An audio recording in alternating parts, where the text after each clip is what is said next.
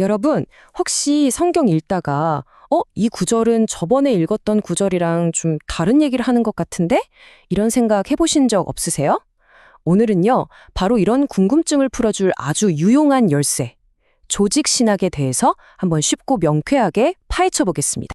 자, 한번 이런 질문을 던져볼까요? 성경 전체가 기도라는 주제에 대해서 혹은 용서나 돈에 대해서 뭐라고 가르칠까?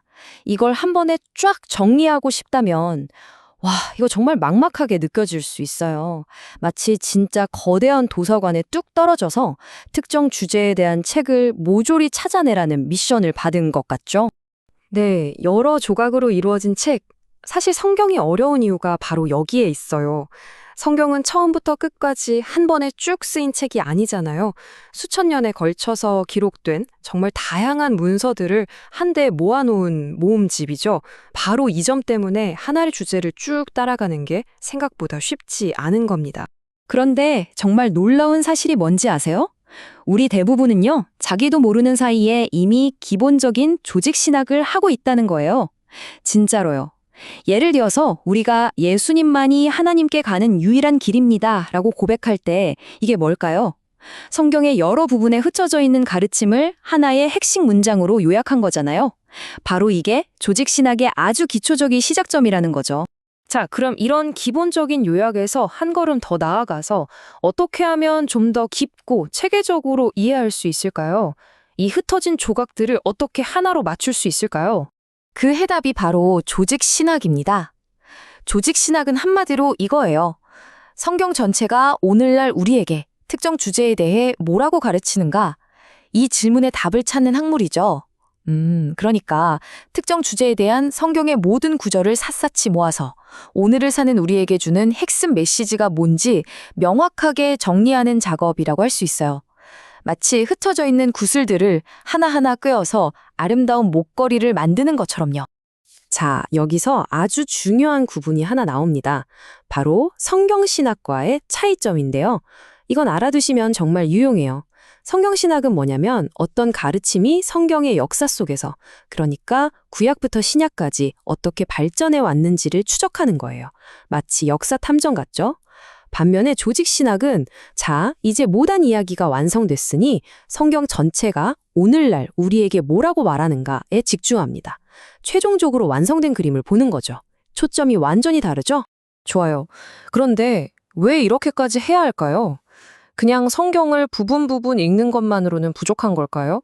왜 굳이 전체 그림을 보려고 애써야 하는 걸까요? 이 질문에 대한 답으로 정말 기가 막힌 비유가 하나 있습니다. 바로 퍼즐 맞추기예요. 한번 상상해 보세요. 우리가 커다란 퍼즐을 맞추고 있어요. 조각을 하나씩 제자리에 맞출수록 전체 그림이 점점 더 선명해지죠. 그러면 새로운 조각을 딱 들었을 때, 아, 이건 여기쯤 들어가겠구나 하고 감이 오잖아요. 엉뚱한 곳에 억지로 끼워 넣으려는 실수도 훨씬 줄어들고요. 이렇게 전체 그림을 보게 되면 우리 삶에 정말 중요한 세 가지 유익이 생깁니다. 첫째는 내 생각이나 편견으로 성경을 왜곡해서 해석하는 위험에서 벗어날 수 있어요. 둘째, 예전에는 어떻게 해야 할지 막막했던 새로운 문제에 부딪혔을 때 더 지혜로운 결정을 내릴 수 있게 되죠. 그리고 마지막으로 이 모든 과정 자체가 우리를 영적으로 더 성숙한 사람으로 만들어준다는 겁니다. 정말 실질적인 도움이죠. 자, 그런데 여기서 아주 중요한 반론이 제기될 수 있습니다. 이거 혹시 하나님의 말씀을 인간이 만든 인위적인 틀에 억지로 끼워 맞추는 거 아니요? 이거 정말 날카롭고 중요한 질문이에요. 그냥 넘어가면 안 되고 정면으로 다뤄봐야 합니다. 자, 그럼 대표적인 반론 세 가지를 하나씩 살펴볼게요. 첫 번째, 너무 깔끔하게 딱딱 떨어지게 정리하는 거 아니냐는 비판이 있어요. 하지만 생각해 보세요. 진리라는 건 원래 일관성이 있는 거잖아요. 우리가 하나님의 말씀을 제대로 이해했다면 결론들이 서로 모순되지 않고 조화를 이루는 게 당연하겠죠. 두 번째, 이런 주제들은 너무 인위적이다. 성경 저자들이 원래 의도한 게 아니다. 라는 우려.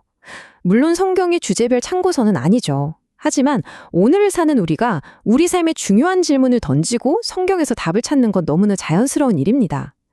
마지막으로 그냥 본문만 가지고 교리를 만들면 교회의 역사적인 지혜를 무시하는 것 아니냐는 지적도 있습니다. 하지만 이건 오해예요. 우리는 당연히 역사 속 위대한 신학자들에게서 배우고 그들의 통찰 위에 살습니다. 다만 우리의 최종 권위는 언제나 성경이라는 점을 분명히 하는 거죠. 네, 이 신앙의 퍼즐을 맞춰나가는 건 단순히 머리로만 하는 지적인 작업이 절대 아닙니다. 이건 올바른 태도와 방법이 필요한 아주 영적인 과정이에요. 그래서 이 지적인 탐구가 자칫 교만으로 흐르지 않고 정말 하나님을 기쁘시게 하는 시간이 되려면 여기 5가지 자세가 꼭 필요합니다. 첫째, 기도와 함께 시작해야 합니다. 하나님의 말씀을 제대로 깨달을 수 있도록 도와달라고 구하는 거죠. 둘째, 겸손하게 해야 합니다. 지식이 우리를 교만하게 만드는 게 아니라 더 큰 사랑으로 이끌어야 하니까요. 셋째, 당연히 이성을 사용해야 합니다. 논리적으로 생각하고 결론을 내려야죠. 하지만 그 결론이 맞는지 항상 다른 성경 말씀에 비추어 검증해야 합니다. 넷째, 다른 사람들과 함께 해야 합니다. 혼자 골방에 갇혀서 하는 게 아니라 다른 성도들과 나누고 또 교회 안에 좋은 선생님들께 배우는 거죠. 그리고 마지막으로 이 모든 과정은 결국 찬양으로 이어져야 합니다.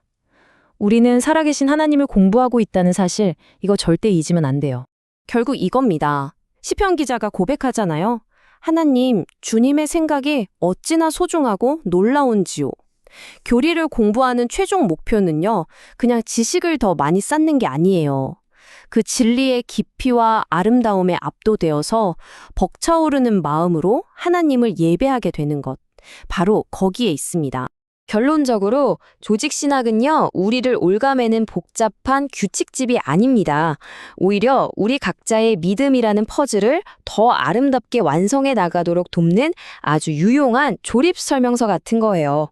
오늘 여러분은 그 설명서를 손에 쥐셨습니다. 자, 이제 여러분의 신앙이라는 퍼즐에서 다음에는 어떤 조각을 한번 연결해 보시겠습니까?